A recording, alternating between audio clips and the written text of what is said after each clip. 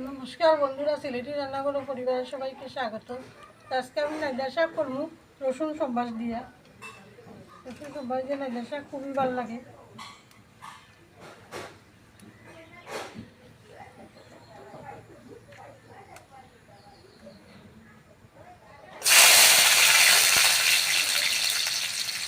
এখন বন্ধুরা আগে শাকটা ধুইছি, ধুয়ে শুকাইয়া কাটিয়ে রাখছি।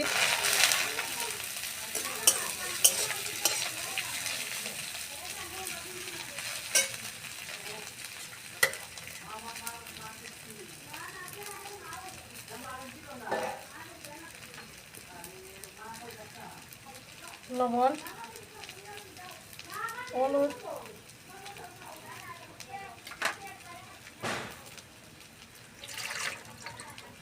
কাঁচা লঙ্কা দিলাম দুইটা।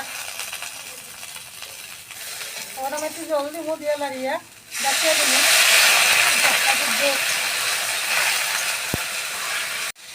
দেখো বন্ধুরা, কত সুন্দর জল জোড়া করছি। তার যত টানে অত ভালো হয়। এখন আমার শাকটা পুরো জল জোড়া হয়ে গেছে। আমি এখন নামাই নিলাম। আপনারা এরকম নাইলা শাক বানিয়ে খাইবা, কিন্তু জোর জুলো খাই, আমার শুকনাটা ভালো লাগে।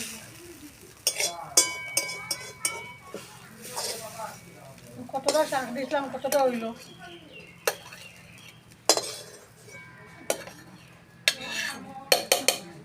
শাক রান্নাটা হয়ে গেছে।